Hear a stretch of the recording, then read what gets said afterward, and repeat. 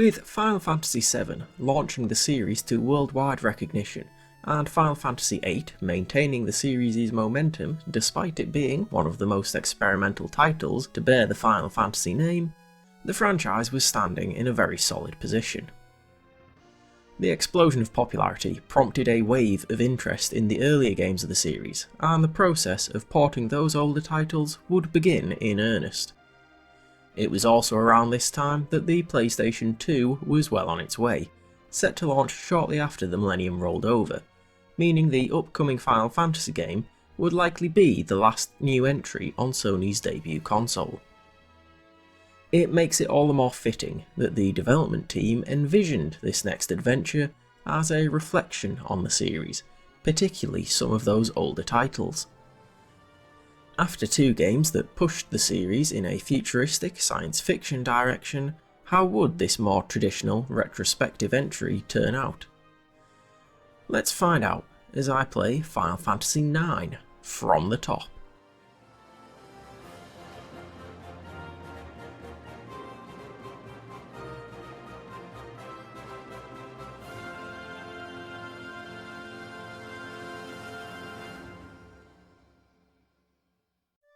As with previous games, Final Fantasy IX made its debut in Japan, launching in July of the year 2000 for the first PlayStation. The backwards compatibility of the console's successor meant that that console's launch a few months earlier would not prove a hindrance to the game's release. Final Fantasy IX would go on to be the second highest selling game of the year in its home country. Over the following 8 months, the game would be localised and released in North America and across PAL territories, where it performed strongly, if not quite reaching the heights of its immediate predecessors. Another divergence from those two games was the lack of a PC port. In fact, the PlayStation version would be the only iteration of the game for over 15 years. It was made available on the PS3, P and Vita under the PS1 Classic banner, but this release was identical to the original disc version. It was 2016 when the first updated port released, initially for smartphones with a Steam release not long after. A few minor tweaks would be made for the PlayStation 4 outing, which would then itself be ported to the Xbox One and the Nintendo Switch. All of these releases received improved graphics and FMVs. Not full remastering, just enough of a boost in quality that the game, in parts, looks surprisingly good on high-def screens. There were also a range of interface tweaks, some beneficial, some less so. In general, few have a major effect on the game, and time is limited, so I'll only mention anything truly major. On that note, let's get stuck into the gameplay.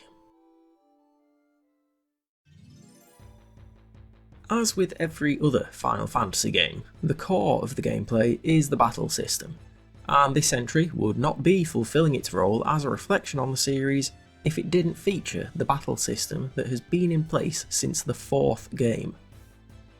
The ATB system makes its return, working in the same general manner as previous games. Wait for the ATB gauge to fill, then select your command. This is where we get a little simpler. 7 and especially 8 made considerable changes to systems like magic, and gave a large degree of customizability to characters' command lists. 9 takes us back to the likes of 4 and 6, with each character possessing their own individual and unique commands. Many of these will require the returning resource of MP to use, though there are some that do not. We'll cover the skills and plenty of other aspects about the characters shortly, particularly their more defined roles in combat. Reducing individual character flexibility results in a need for greater party flexibility, potentially one reason why Final Fantasy IX returns to the classic 4-member lineup. Another reason is likely due to it being the classic lineup, and as we've already mentioned, this game leans into the series' past in many ways. After you select a command, we get to a pretty major complaint: the delay. And it's not a charge time either. It's an issue that affects the whole battle system really. It's just so slow. From the initiation of a random encounter, it can take over 10 seconds before the interface appears and the ATB gauges start charging. Later ports can ease this particular point, allowing you to turn off this battle cam, but it retains the other faults. Primarily that between almost every action there's at least a couple of seconds of delay. It can make tougher battles annoying, as actions will queue up and you may be unable to react to an enemy's attack because you don't know who will actually act when. If actions played out faster, you'd be less liable to have 2 turns effectively wasted because the boss struck earlier than you were expecting, but your commands had already been input. The other end of the spectrum is similarly aggravating, as easy battles will leave you waiting for your victory to fully play out, despite inputting all your commands in the first few seconds. It also adds up over the course of the game.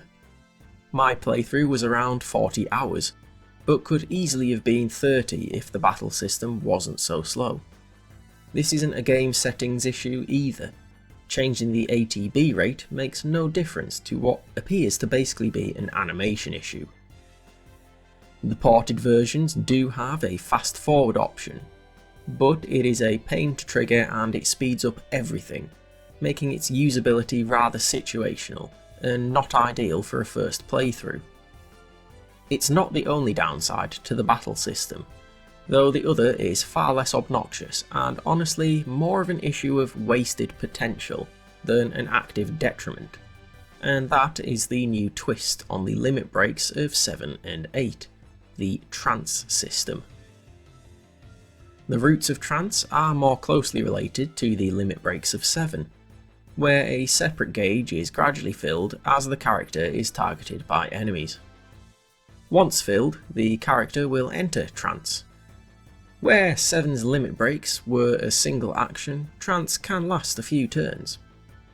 In general, trance will grant a boost to damage output and will heal any current status effects, but it also offers some unique changes to each character. The problem with trance is that it triggers immediately, vastly reducing its usefulness. It makes it difficult to actually utilise except in very long fights, as the effort required to set things up so that trance is part of your strategy is honestly greater than the payoff in most cases. Which is a shame, because the trance effects of some characters are just plain cool. Let's look at who we've got. The first character we meet, and the first main protagonist of the game, is Zidane Tribal. Casual, outgoing and flirtatious, from a gameplay standpoint, Zidane inhabits the thief role. He has access to the steal command and can utilise skill, a range of abilities that can give different advantages in battle. Zidane's trance, in addition to the common boosts, turns skill into dine, which converts each skill ability into a physical attack. Zidane can equip daggers, thief swords, and uses light class armour. Garnet Till Alexandros, also known as Dagger, is the second main protagonist of Final Fantasy IX. She starts off naive and quiet, but gradually gains experience and confidence. Garnet covers a dual role, with access to both white magic and later on summons. Her trance changes the summon command to Eidolon, granting enhanced damage to summoned Eidolons and allowing them to reappear randomly during the battle, while her trance is still active. Garnet arms herself with rods and rackets, donning light class armour and robes for protection. Vivi Ornitier is shy, gullible, and often fearful of his own powers. Vivi is a black mage, both in the story, where they are a separate race, and as a gameplay role. So obviously he has access to black magic, but he also has the focus ability, which will boost his magic power for the remainder of the fight. When Vivi enters trance, his black magic literally doubles, allowing him to cast 2 spells in a single turn. Vivi arms himself with staves and may equip the same light armours and robes as Garnet. Vivi is also a crucial party member to get the most out of our next character. Adalbert Steiner is the captain of the Knights of Pluto and the main protector of Princess Garnet. He starts off quite narrow-minded and is often the butt of jokes, but he grows into a valuable comrade. As a Knight of Pluto, he invokes many of the traits of the Knight class and other classic warrior roles. Both of his abilities are sword-based. Sword Art covers a range of offensive effects, from straight damage to various debuffs. Sword Magic is his other ability and relies on the presence of Vivi in the party. It grants Steiner a physical attack with the elemental properties of the spell selected, and a handy damage boost along with it. Steiner's trance has no effect on his abilities, instead it increases his physical attack power by a factor of 3, rather than the 1.5 of most characters' trances. Steiner's equipment is pretty straightforward, wielding swords and using the heavier class of armour. Freya Crescent is Burmesian, a race of anthropomorphic rats. Skilled and smart, she is burdened by past losses, yet is capable of putting that aside when she goes into battle, where she takes up the classical Dragoon role, complete with the jump ability. Freya also has access to the Dragon skills. These cover the full range of effects, including offensive attacks, healing, and applying status effects. When Freya enters trance, her jump ability gets a considerable upgrade, letting her remain in the air and rain down spears on the enemies. Those spears are her primary weapons, and for protection she can use the heavy class of armours like Steiner. Quinniquen is an odd one. A Q, a race of apparently genderless beings who live in their Q marshes, Quinna's primary goal in life is to eat all the things, driven by a childlike curiosity for new tastes. Despite this occasionally overriding aim, Quinna does develop a bond with the party and aids them by fulfilling the Blue Mage role. The enemy skills are learned by using Quinna's Eat command on a target, which works similarly to Final Fantasy VIII's card ability, requiring the enemy to have reduced HP. Once learned, blue magic can be used like black and white magic. Within trance, Quinna's Eat is replaced with Cook, which simply raises the threshold for a successful eat. In battle, Quinna uses forks, and can wear light armours and robes. Aiko Carol is a young girl, apparently the last survivor of the Summoner race. Despite having a crew of Moogles keeping her company, she is still desperately lonely, though she covers it with quite the sassy attitude. Through the course of the game, she does mature somewhat, without completely losing her childhood. In gameplay, Aiko has the same roles as Garnet, white magic and summoning, but the spells available to Aiko differ from those available to Garnet, with Aiko having a more powerful and versatile selection of white magic, with a weaker array of summons. Fitting with this balance of her abilities, Aiko's trance allows her to use double white, a mirror of Vivi's double black, letting her use 2 white magic spells in a single turn. For combat, Aiko wields flutes and rackets as her weapons, with light armours and robes on the defensive side. Our final character is Amarant Coral. An arrogant mercenary, Amarant is baffled by Zidane. His actions, attitude and way of life are a complete mystery to Amarant, though it is one he desires to understand. Within gameplay, Amarant has elements of 2 classic roles, the Monk and the Ninja. From the Ninja, he possesses the Throw ability, letting him throw weapons and items at enemies. He also has the Flare set of skills, single target abilities that draw from both of his classic roles. In Trance, Flare becomes Elan, which simply upgrades all of those abilities to target multiple enemies or allies. As far as equipment is concerned, Amarant wears claws to augment his attacks, and wears armours from the lighter class. As you can see, there's a decent amount of variety across the roster, but perhaps you also noticed another important detail. The equipment is back, and in a big way. In fact, equipment is linked not just to basic combat stats and calculations, but also to characters' skills and abilities. We'll start with the most basic level, that is essentially how equipment has worked for most of the series. Weapons, many of which are exclusive to certain characters, affect the equipped character's attack stat, which is combined with their strength stat in damage calculations.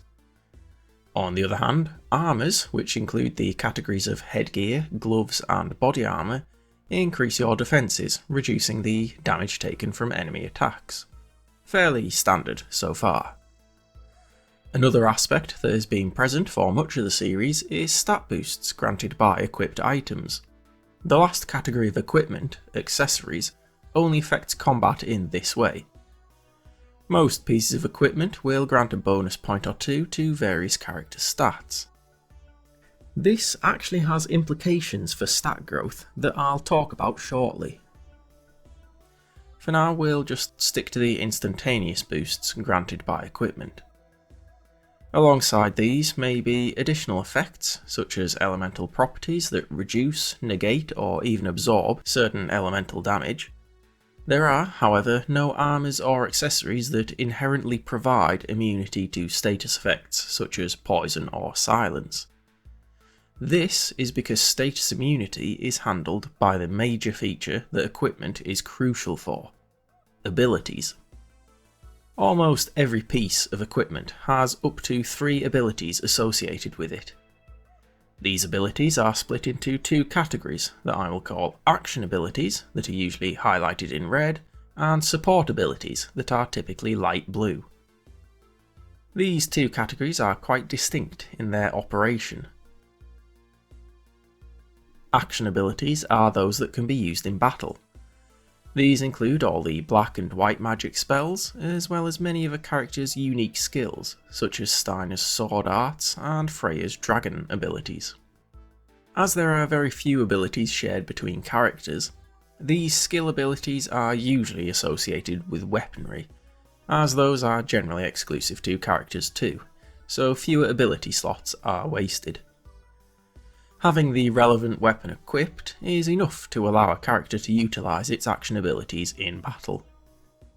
The same cannot be said for support abilities. Like many instances of support abilities throughout the series, these are passive abilities that are always active if they have been equipped. Yeah, in Final Fantasy IX you have effectively 2 things that must be equipped to use an ability: the piece of equipment with the ability, and then the ability itself. This is done with ability stones. Each ability has an associated number of stones required to equip that ability. As you might expect, stronger abilities require more ability stones to use them, which may force you to choose which abilities you want active. Requiring a piece of equipment to use an ability is obviously somewhat limiting. It's just as well that you only need to have the item equipped temporarily. You probably noticed these gauges here. By filling these gauges, you will be able to unlock the ability permanently, allowing you to use them even when the associated equipment has been removed from a character. You fill the gauges by earning AP from battles. Usually only a couple per battle, so it will take time to unlock abilities, giving you another dimension to consider. Do you change to stronger items? Or do you stick with the weaker equipment until you have acquired its abilities?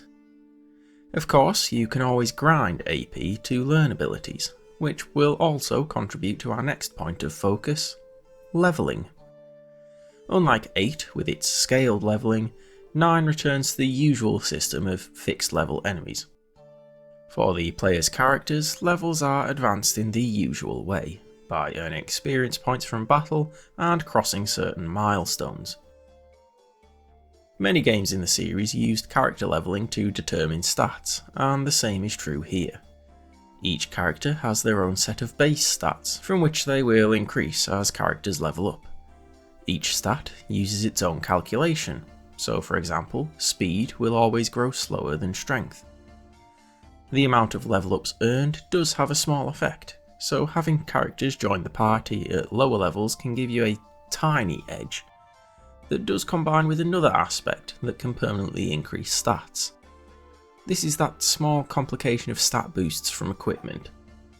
Each time a character increases in level, the current stat boosts from equipment are run through a formula and added to hidden values.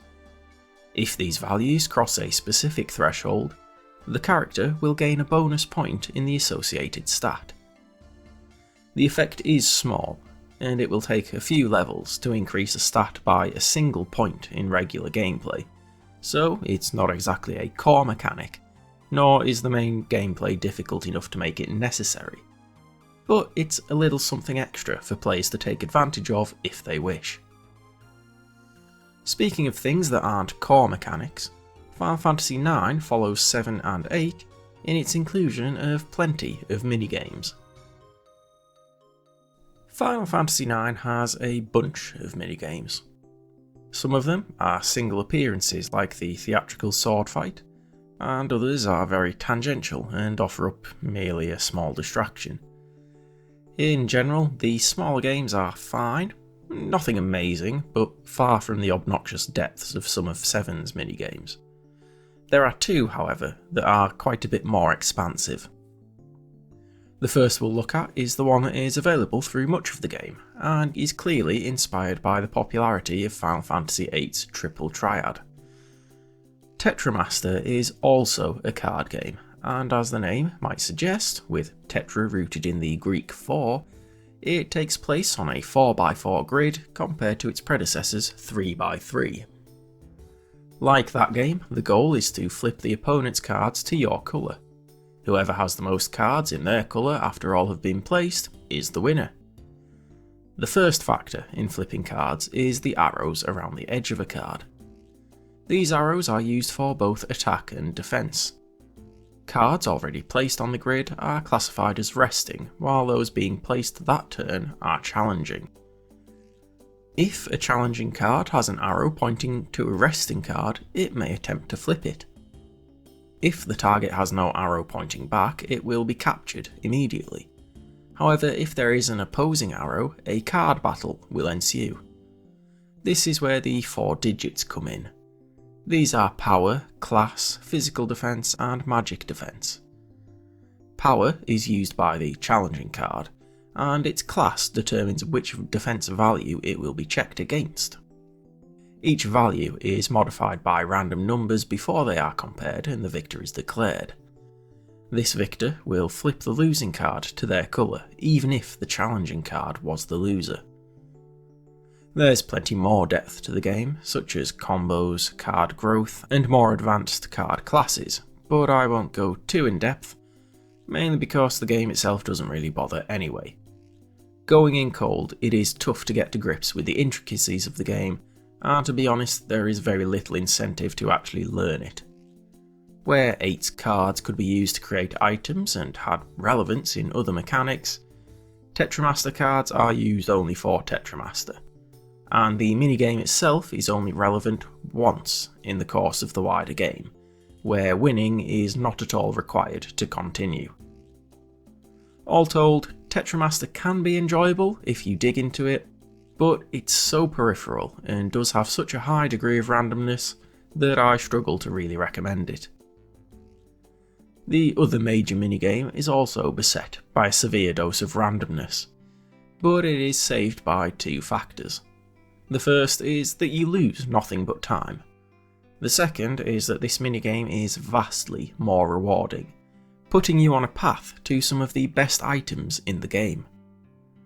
Chocobo Hot and Cold is an equal parts addictive and frustrating minigame that sees you using a chocobo to try and dig up buried treasures against a time limit.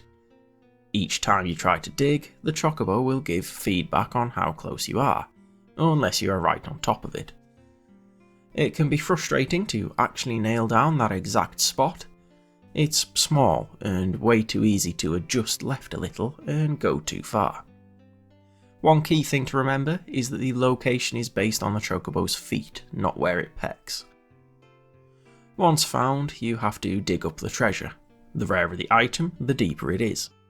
The good news is that as you play the game, the chocobo will gain experience and improve its beak level, allowing it to dig deeper with each peck. There's a range of items that can be unearthed, each of which is worth a different amount of points. These points not only count as experience for the chocobo and as a high score to aim for, they can also be redeemed for other items. But even these rewards are not your main target. You'll be after the rarest items, chocographs. Chocographs show a picture of somewhere on the world map where a treasure chest is buried.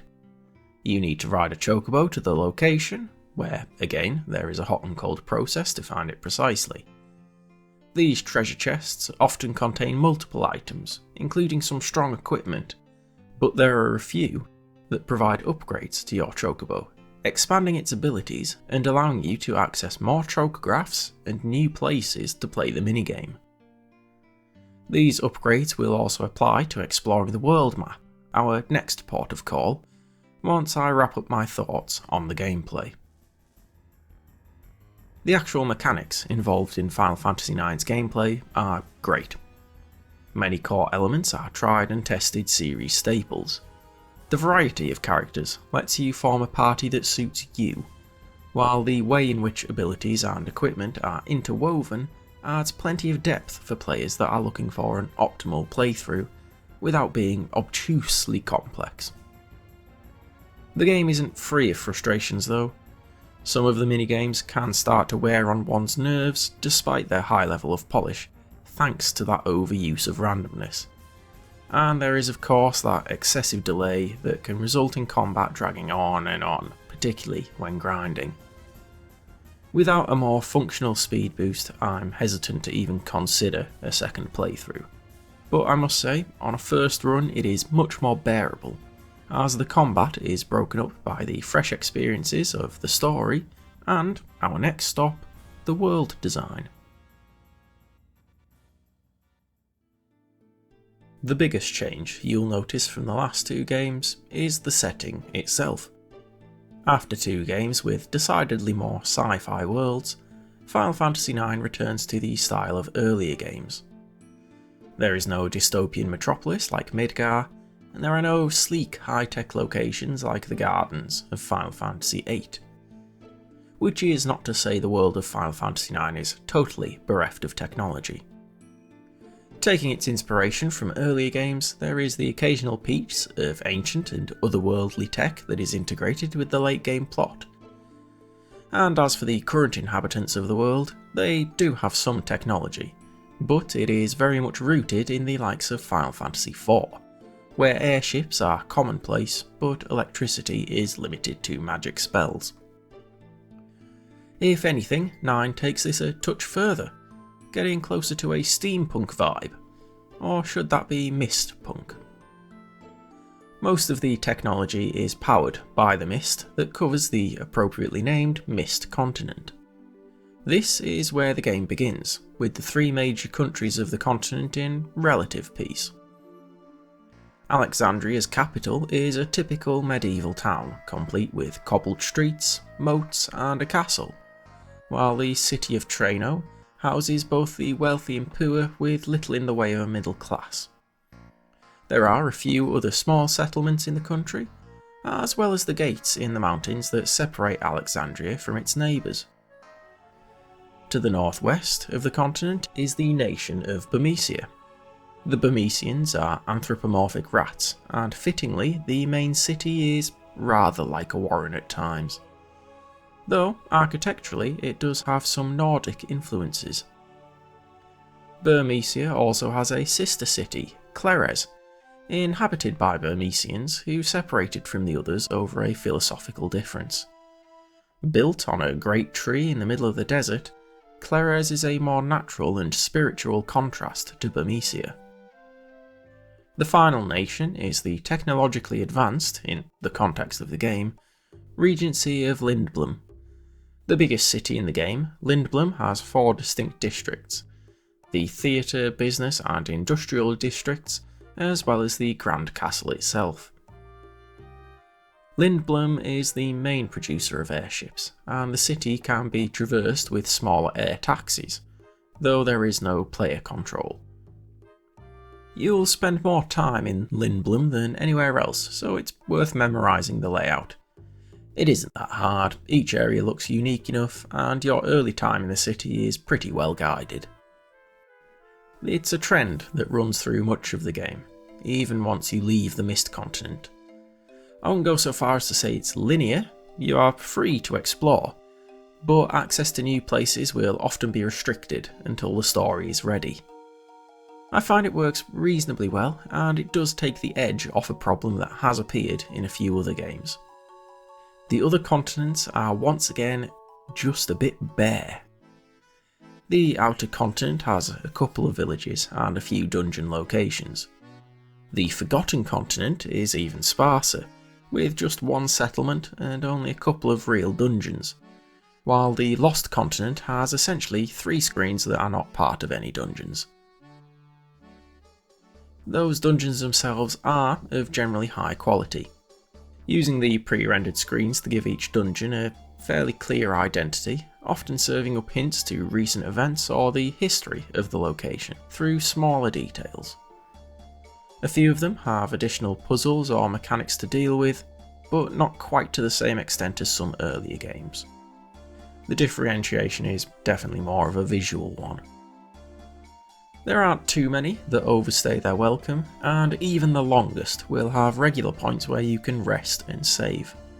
This is not some glowing orb or circle on the ground though. They are integrated into the setting much more smoothly. In Final Fantasy IX, Moogles are everywhere, and they have multiple functions. You can even use the Moogle flute to call Mogwo on the world map. As I mentioned, they allow you to save the game and let you restore your party with tents. Some of them will also host shops, letting you stock up on needed items, and even occasionally selling equipment too. Moogles have one other feature, the Mognet. You may recall it from Final Fantasy III DS, but it actually appeared here first. It still centres around the exchanging of mail, but in this game you are the delivery boy. Many Moogles will give you a letter for another, sometimes forming entire chains that function as little side stories. Delivering letters can earn you Koopo nuts, which can be exchanged with a particular Moogle for some items. Most of them are common healing fare, but there is one item that cannot be found elsewhere. The only other way to get it is by making it yourself, at a particular shop. Most of the other services are common enough that you know them by now. Inns, general stores and equipment shops basically work as you might expect, but they are joined by a new kind of store, the Synthesis shop. If you've played the related Kingdom Hearts series, you may have heard of Synthesis. It's a bit simpler here in its first iteration. Instead of a whole recipe, Synthesis in Final Fantasy IX requires just the 2 pieces of equipment to combine and a chunk of cash. The resulting equipment is generally more powerful, with stronger abilities than other equipment you might have access to at the time. But one thing to be aware of is that the component items will be destroyed in the process. So make sure you've learned any abilities you need first. As you have likely seen if you've been watching the video at all, Final Fantasy IX uses the same mix of 3D overworld and pre-rendered screens that the other PS1 titles featured. It works even better here, with almost none of those aggravating moments where you struggle to move around geometry, likely helped by a combination of the team improving over time and the change in art style. As for the overworld, we get most of the same elements from the older games. You'll be walking around a lot at first, being blocked by most obstacles, but you end up with plenty of options. There's a boat with the restriction of landing only on beaches, and airships that have the common restrictions on landing. On top of that, the game wouldn't be an ode to the series without one other form of transport: chocobos. We've already discussed some of their aspects when talking about their minigames, including the upgrades that can be found. These upgrades will change the chocobo's colour and let you get past different obstacles. The common yellow chocobo just lets you move quicker. A light blue chocobo can cross shallow waters, while a red chocobo can also freely scale mountains. The dark blue chocobo gains the ability to cross deeper water, while the final upgrade to gold chocobo will let the chocobo fly too. There are some limitations across these forms. Crossing any water will require a beach like the boat, while the gold chocobo can only take flight from and land in forests that are dotted about the land. Access to these upgrades is staggered, or at least the earliest opportunity for each is. This prevents you from going totally off the rails, letting you gradually experience the world design as intended, and along with it, the story.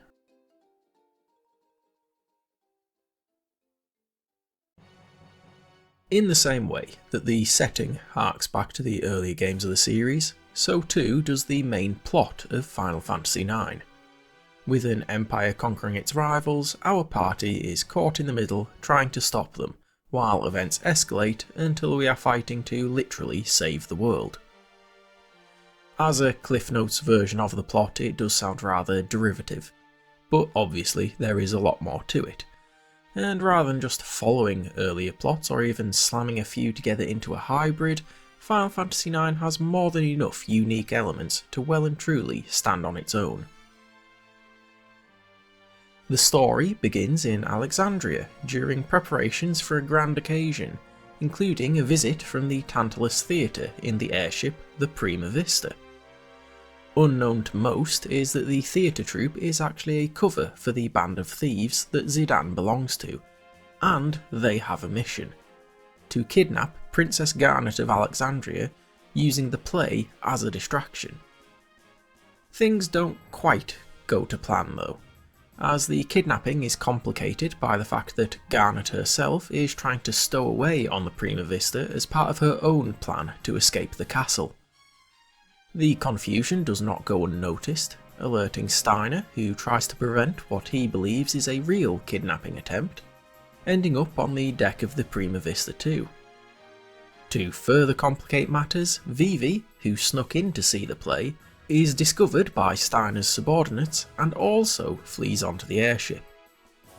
With their target and extras on board, the troupe attempt to flee under fire. They manage to escape the city, but soon crash land in the ominously named Evil Forest, prompting Zidane, Vivi, Steiner and Garnet to form the party. I won't explain the whole story, but even from that first hour or so, you can probably already tell that Final Fantasy IX is quite the departure from the likes of 7 and 8. Both of those games had grittier and darker stories, with, let's be honest, morose and angsty protagonists. Now, there is nothing wrong with that. Both games are loved by many fans for their characters and story, even if 8's is a little disappointing towards the climax. But boy is it refreshing to have a more light-hearted and straight up fun adventure. That's not to say that 9 doesn't have darker moments. There is war and death and destruction on a colossal scale. What the game does brilliantly is balance the darker aspects with light, all the while avoiding the potential pitfall of taking itself too seriously. In a way, the generally lighter tone actually helps to make those darker moments stand out, particularly when characters are hitting their lowest. Now this is the real strength of Final Fantasy IX's narrative.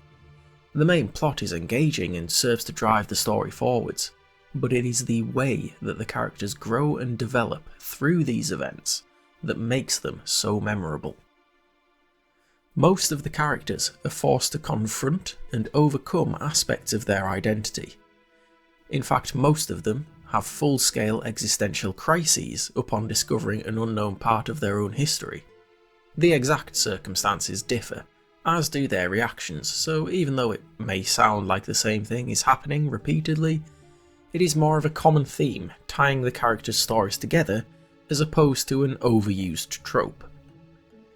These moments and the overall character development is so strong across the board that there isn't any one character that stands out above the rest. Unfortunately, they aren't all equally good. As the last member to join, Amarant has the least screen time, and has the fewest links to the main plot. He gets a couple of moments, but nothing like most of the cast. Quina is another character that is weaker, in the opposite ways to Amarant. Quina gets plenty of screen time, but this is often used to make the same joke. There is a little bit of depth to the character, but it crops up so rarely, and is so often followed by more of the same joke, that I was left feeling that Quina was very one-dimensional, and to be quite honest, just plain annoying at times. Quina isn't the only annoying character. On the villainous side, we have Zorn and Thorn, whose countering speech patterns are amusing the first time, but quickly become grating and then irritating. Queen Bran herself has irritating moments, but at least gets more depth and is eventually revealed to be a somewhat tragic figure, who was manipulated in her grief to become the power-hungry and vindictive character that we see in the game. In the early game, she is contrasted heavily with General Beatrix. Beautiful and loyal to a fault, Beatrix confronts the party on a number of occasions. She is initially unwilling to believe that Queen Bran has turned bad. Eventually, she does come round after seeing just how depraved Bran now is, becoming an ally to the party as they work against the real villain. The one who manipulated Bran and pushed her towards the path of war and domination in the first place. Kuja. The true villain of the game, Kuja has many similarities to Sephiroth.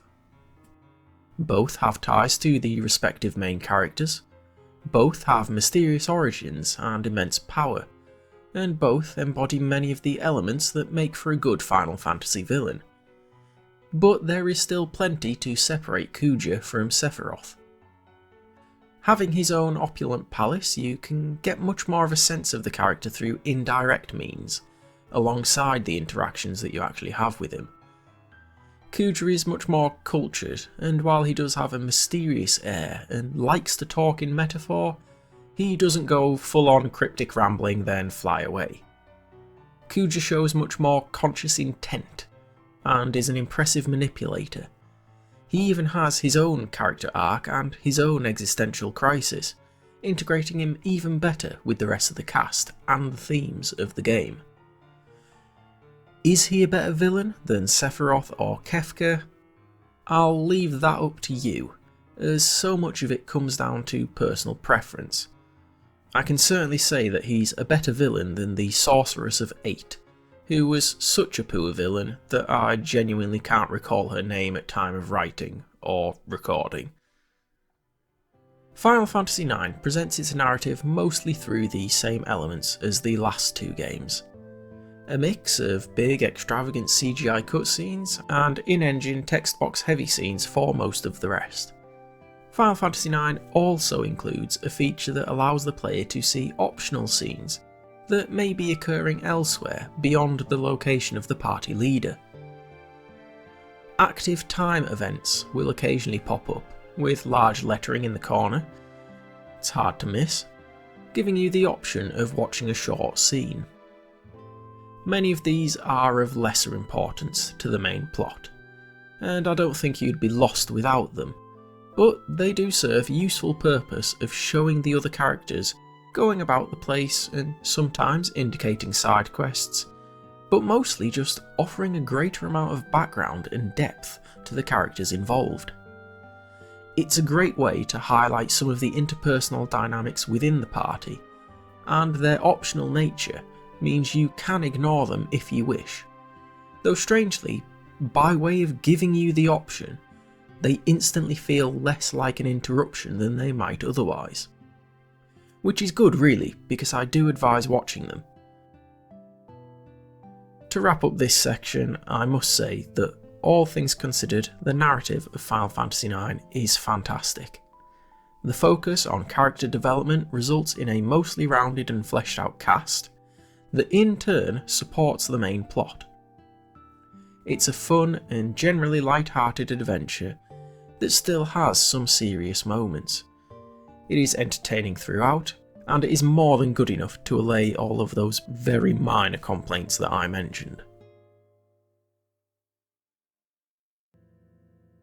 As one of the last big AAA titles to be released on the first PlayStation, Final Fantasy IX has the advantage of years of PlayStation development experience behind it.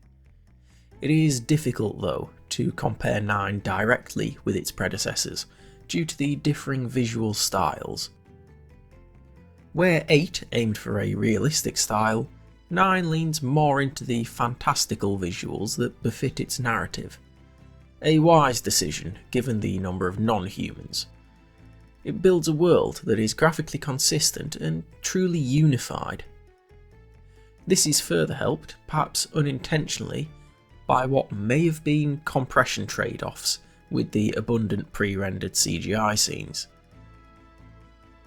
As a PlayStation title, Final Fantasy IX is limited by the resolution of the console, and a forced upscale does leave the game looking just a little rough and pixelated. On the CRT screens it was designed for, the game still looks great, but modern displays need a little extra help. This is where the biggest changes made for the mobile, Steam and later console releases come to the foreground. A stack of anti-aliasing is applied to the whole game, and all the character models have been given a considerable boost. This extends to the CGI scenes, which look absolutely stunning in a vacuum, as once again, like 8's remaster, the pre-rendered backgrounds have received the bare minimum of attention, if any, in fact. It's hard not to notice when the pixel density of characters is so much higher than that of the scene they are standing in. It's not unplayable by any means. You can still make out plenty of detail, more than in the PlayStation release in many locations. It's just the contrast that is the trouble. Once again, modders have tried to come to the rescue. The Maguri mod was developed utilising deep learning AI based upscaling, applying it to all of those background assets that the official release left untouched. The difference in clarity is immense. Characters no longer clash with the backgrounds, returning the game to a cohesive visual whole once more. The mod also includes some tweaks and alterations to other aspects, including the interfaces. The major interfaces of the original release will feel familiar to anyone who has played any of the other PlayStation games. Obviously, there are new menus for the new features, but they follow the existing format, and even for a newbie they won't be particularly difficult to get to grips with. Changes occurred for the mobile port, making the menus and battle interface touch-friendly, certainly a necessity given how much time is spent in both.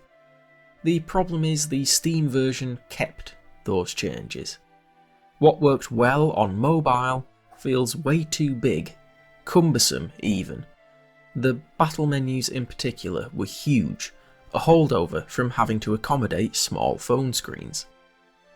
Thankfully, as of writing, there has been an update that shrinks the battle interface to a more manageable size, a change made for the console releases that for some reason still took a baffling amount of time to come to the PC version. Maguri got there first, and did a much better job. Interfaces are scaled to match the original, and use a font that closely resembles, if not matches, the original too. It makes the mod almost essential for any players who have close ties to the original PlayStation release. In fact, it makes the PC version almost the definitive edition single-handedly. The only aspect it needs assistance with is the audio and music. Somehow, the audio for the PC release is apparently squiffy, to say the least. Now, I've only sampled the PlayStation version, so this is limited to second-hand reports, not personal experience. The general gist of complaints is that most of the music in the Steam version sounds tinny, or of generally poorer quality. Looking into things a little deeper, the key issue is to do with the playback bitrate, and using a mod or manually converting the tracks can restore the music to its original state. Many of these will also include methods of restoring the original sound effects, because they also got replaced for some unknown reason. Now, some of this may have been fixed by this point, like a couple of other music looping bugs, but I wouldn't stake money on it. How is the soundtrack itself though? I'm not much of a music analyst, but I can say I enjoyed it. It combines incredibly well with both the world design and narrative, elevating the experience while serving to tie everything together. As the last game of the series to be scored solely by Nobuo Uematsu, Final Fantasy IX's soundtrack is something of an unsung masterpiece. It has plenty of fans, but is often overshadowed by other titles with big standout tracks like One Winged Angel. This is because the soundtrack's true strength lies in subtlety. Oh, there's the obvious tone difference from the last two games, lighter, more adventurous, etc. But it is the interweaving of musical elements between tracks that perhaps goes unnoticed at first that ties the whole soundtrack together. Other games have used recurring motifs, certainly. But as I said, subtlety. Aspects of Melodies of Life, the main theme of the game, appear in no less than 12 tracks throughout the game. It is countered by the multiple arrangements of the main villain's theme, providing a contrast, with our heroes having one common thread and our villain another. For the full details about the music elements, check out 8-Bit Music Theory's videos about the vibes of Final Fantasy IX. Anyway, the soundtrack is good. Let's assess the game as a whole.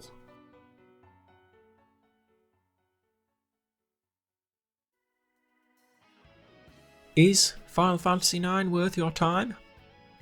Even though it does everything it can to waste some of it, yes, it certainly is. The gameplay mechanics are excellent, the ATB system is tried and true, but it's the mechanics that separate Final Fantasy IX from its predecessors that shine, with the interaction between abilities and equipment giving you plenty to think about without being excessively complex. It makes the gameplay accessible, but with enough depth to not feel simplistic. The world is rich with culture and history, and while some areas are a little bare, there is still plenty to explore and more than enough for you to do. The story is where the game comes into its own. Not only is it refreshingly lighter than many games, it does it while still having plenty of serious moments. Most of those serious moments are important pieces of character development, and the adventurous tone helps to make them stand out even more.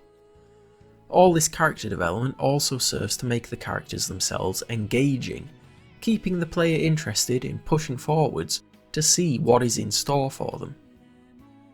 Replayability is a little more limited than previous games. With characters having set abilities and fairly restricted equipment options, there is less opportunity for customization. But with 8 characters from which to assemble your party, there is still a decent amount for the dedicated player to experiment with. All told, Final Fantasy IX is a great game for all types of players, at least once, even those new to not just the series but JRPGs as a genre. The question of version is narrowing as we get further into the series, and here it is pretty easy. If you want the definitive experience, a modded Steam version is far and away your best bet. With the Maguri mod, this version is the best visually, with everything looking consistent. Add on the original style interfaces and a host of quality of life improvements alongside, and you almost have the full package. With just a little extra work to fix the music, you'll be golden. The original PS1 version is also consistent, but on modern displays it suffers without considerable hardware investment. Going full retro and playing on a CRT display does have some merits though. That's not to say other versions are worthless. If you don't have a PC, the versions for other devices will suffice, especially with the game's highlights being in gameplay and story. The mobile port's interfaces might be off-putting to some, and the Switch version is, or at least was if there has been an update, a bit unstable. But the autosave feature across all these versions will reduce the impact of any crashes. In short, either get happy with mods or go with whichever system you have. So that was Final Fantasy IX. Next time I'll be returning to the battle between the Global Defense Initiative and the Brotherhood of Nod as I play through Command & Conquer Tiberian Sun. After that we take the next step, moving forward onto the PlayStation 2, with a huge step up in processing power, allowing the series to expand in ways that would become staples of the series. Find out just what and how when I play through Final Fantasy X from the top.